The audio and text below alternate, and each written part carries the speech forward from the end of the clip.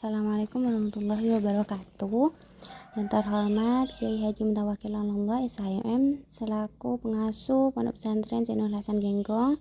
Yang terhormat kepada Bapak Rektor Abdul Aziz Wahab MAG selaku Rektor Universitas Islam Zainul Hasan Genggong. Dan tak lupa pula kepada Ibu Wahyu Lestari sebagai Dekan Fakultas Tadris Umum dan Ibu Maufiratul Hamdiyah selaku Kaprodi Tadris Bahasa Indonesia.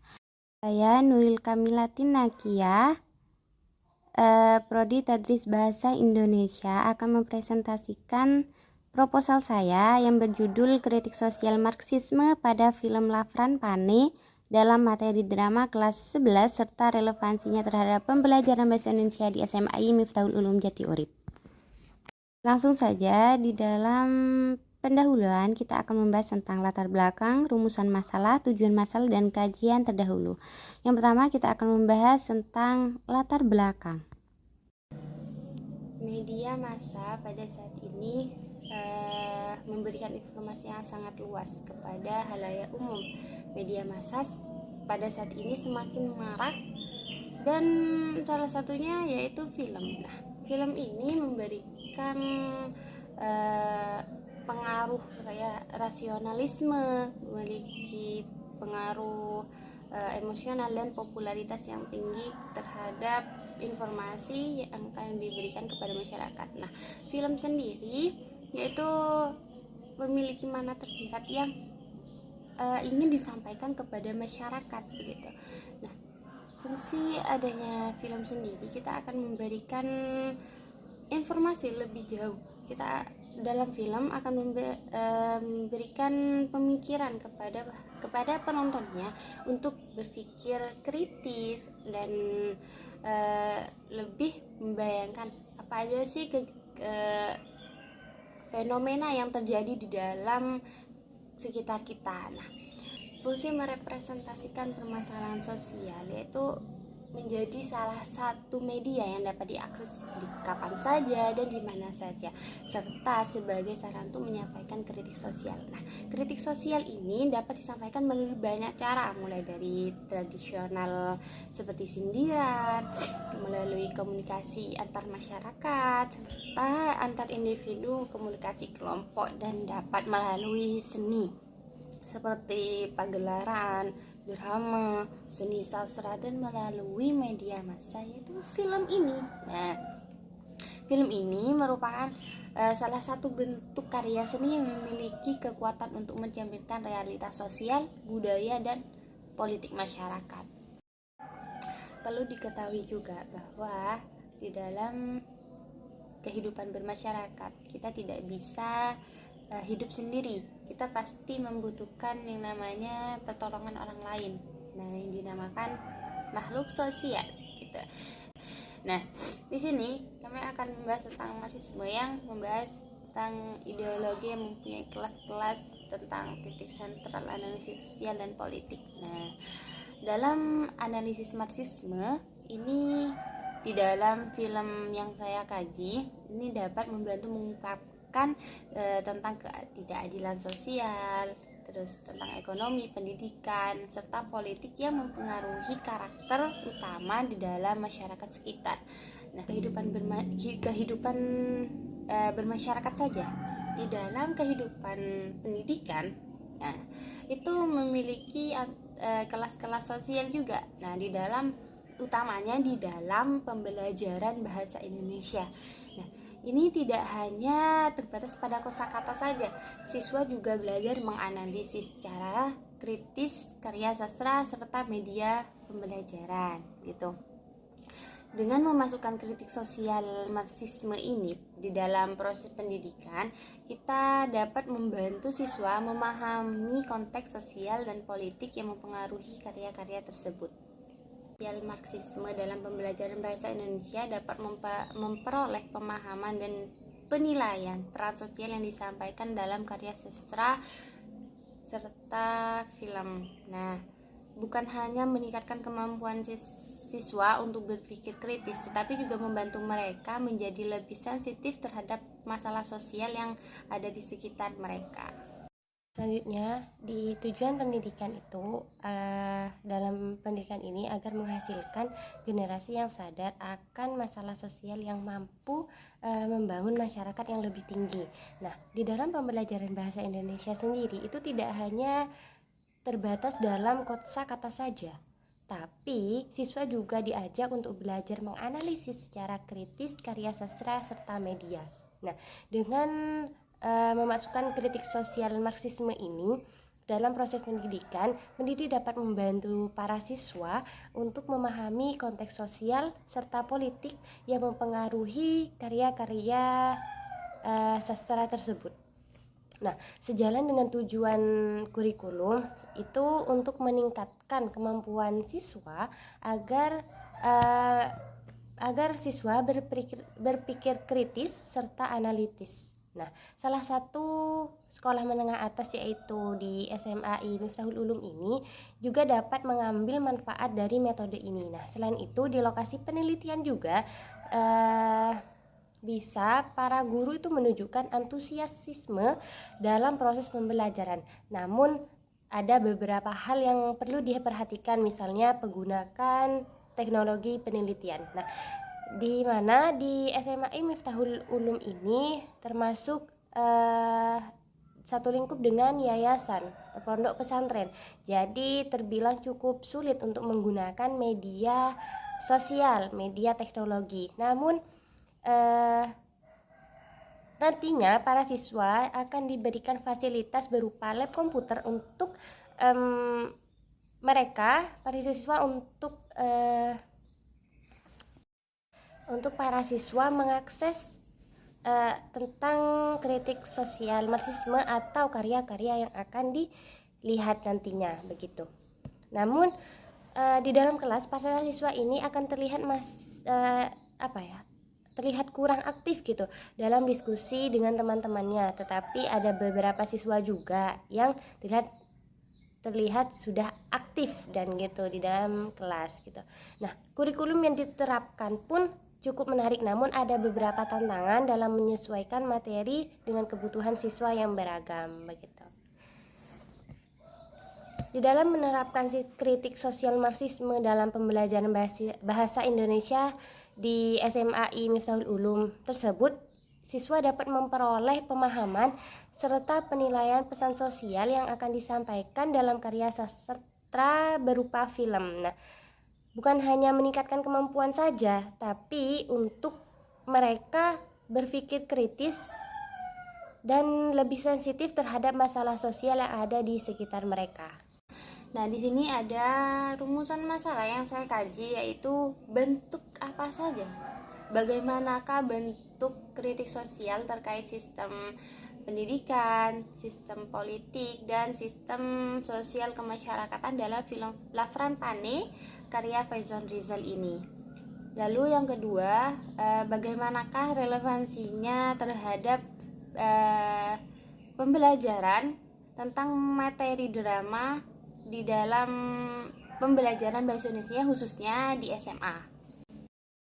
Tujuan masalah yaitu satu, untuk mendeskripsikan bentuk kritik sosial terkait pendidikan, politik, dan sosial kemasyarakatan dalam film Lafran Pane.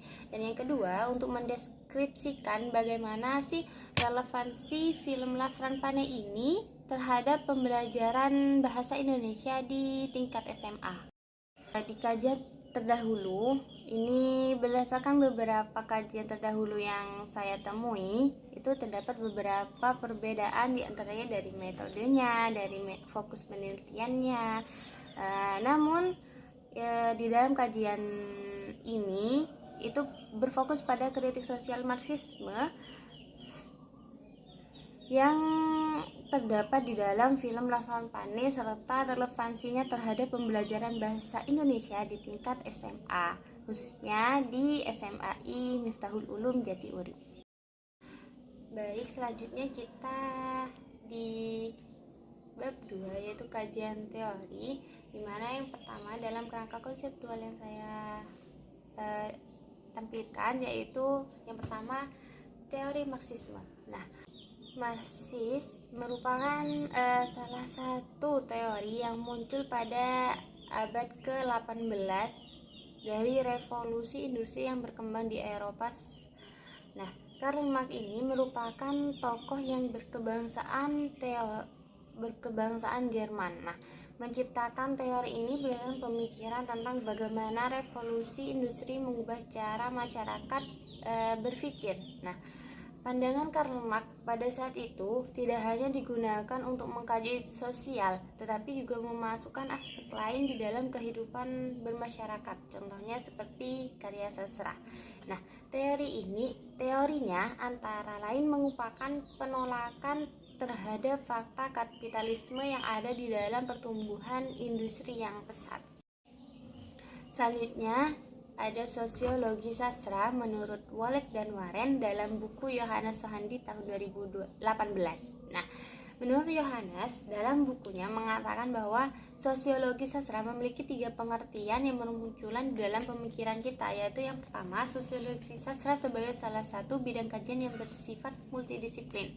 Dan yang kedua, sosiologi sastra sebagai sebuah pendekatan yang menurut Walek dan Warren yaitu pendekatan mimetik, yakni cara mendekati karya sastra sebagai produk masyarakat.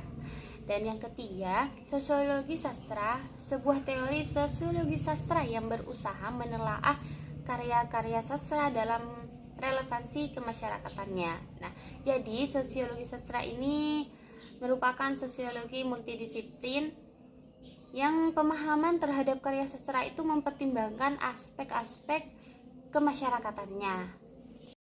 Selanjutnya kita akan bahas tentang film dulu, yaitu seperti yang saya katakan tadi bahwa film sebagai sarana komunikasi yang bersifat audiovisual untuk menyampaikan suatu pesan kepada halayak yang berkumpul di suatu tempat tertentu. Nah, film ini mampu bercerita banyak dalam waktu singkat. Ketika menonton film, penonton seakan-akan menembus ruang dan waktu serta dapat menceritakan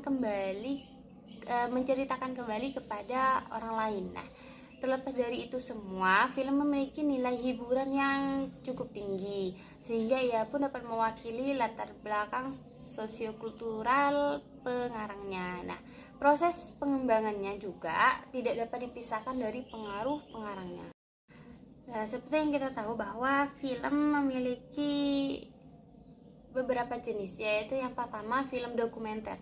Nah, film dokumenter sendiri ini memiliki peristiwa sejarah atau ide yang kreatif tentang kehidupan. Nah, film dokumenter merupakan jenis film yang bertujuan mendokumentasikan suatu kenyataan sebagai informasi dan memberikan wawasan kepada halayak umum. Nah, dalam bentuk bermacam-macam topik seperti lingkungan, budaya, sejarah, dan masalah sosial. Nah, film dokumenter sendiri berfokus kepada fakta dan peristiwa nyata untuk mencapai tujuan yang disajikan dan dibuat dengan berbagai cara. Film Lafranpani ini merupakan film dokumenter di mana film tersebut menampilkan sebuah sejarah yang dimaksud merupakan studi tentang masa lalu dengan menggunakan fakta-fakta yang hilang. Karena itu, belajar media yang dapat menyampaikan pesan pembelajaran itu memungkinkan siswa untuk mengulang kembali, mempelajari kembali sejarah yang sudah lama tertimbun, begitu. Sedangkan dalam film Lafran ini menceritakan tentang perjuangan seorang Lafranpani dalam mendirikan organisasi HMI atau Himpunan Mahasiswa Islam. Nah, dalam mendirikan organisasi tersebut, beliau memiliki pertentangan di dalam kehidupan bermasyarakatnya, di dalam kehidupan pendidikannya.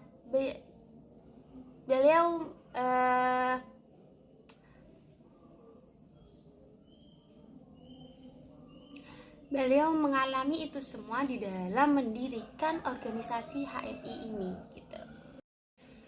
Nah, di dalam politik sosial itu memiliki sistem pendidikan. Nah, di mana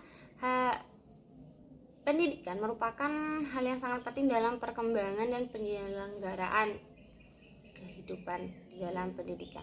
Nah, sistem pendidikan saat ini telah memasuki tahap modernisasi yang mengalami beberapa tantangan, salah satunya ketidaksetaraan antar sosial dalam akses, kualitas, dan hasil pendidikan.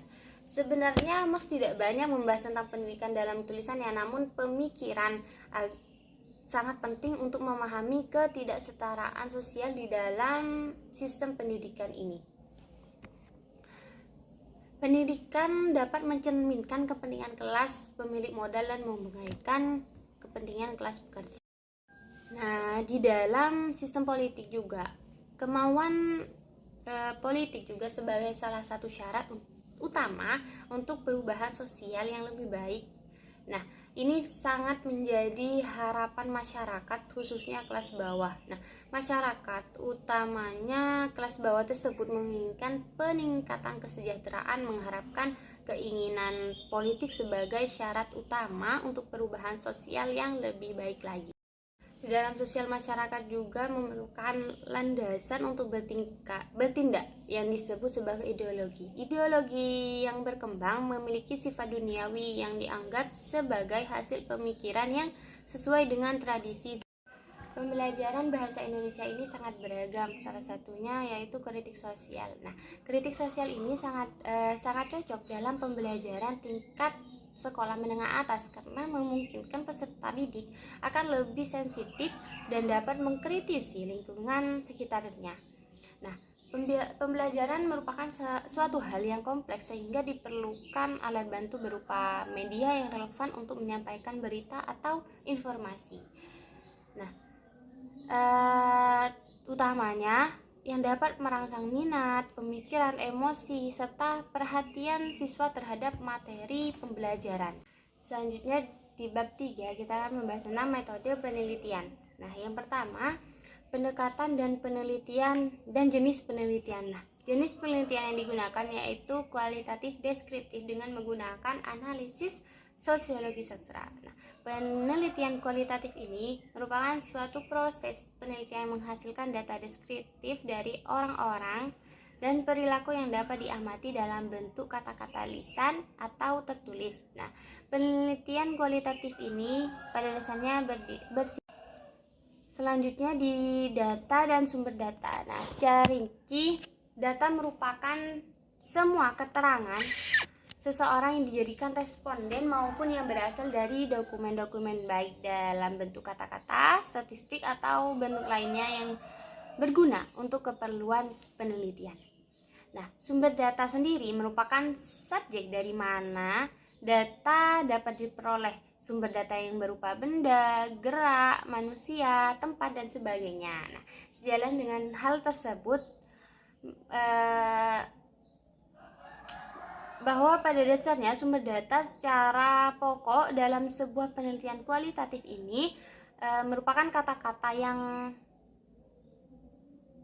aktivitas, perbuatan, atau tindakan. Nah, sumber data di dalam penelitian ini yaitu film Lafran Pane karya Fauzon Rizal dengan durasi 9 menit dan 8 detik yang tayang serentak di bioskop Indonesia pada tanggal 20 Juni 2024 kemarin. Nah, teknik pengumpulan datanya yaitu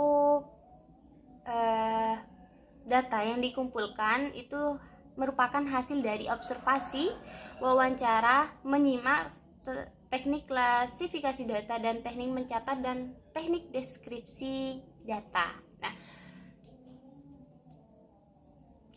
kami akan melakukan observasi terlebih dahulu sebelum melakukan wawancara kepada pihak-pihak tertentu seperti guru dan beberapa siswa. Kita akan berikan beberapa pertanyaan tentang kritik sosial ini di dalam sebuah pembelajaran begitu.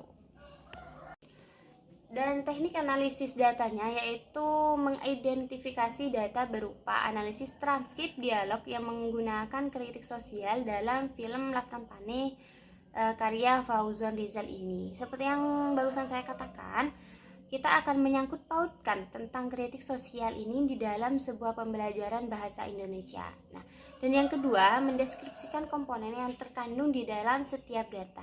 Kita akan melihat, kita akan mendeskripsikan apa saja yang ada di dalam kritik sosial marxisme dan yang telah disangkut pautkan terhadap pembelajaran bahasa Indonesia di tingkat SMA. Nah, yang ketiga, menganalisis kritik sosial yang terkandung dalam setiap data dan mencatat hasil analisis tersebut gitu. Jadi di dalam data yang saya dapatkan itu pasti memiliki kritik sosial.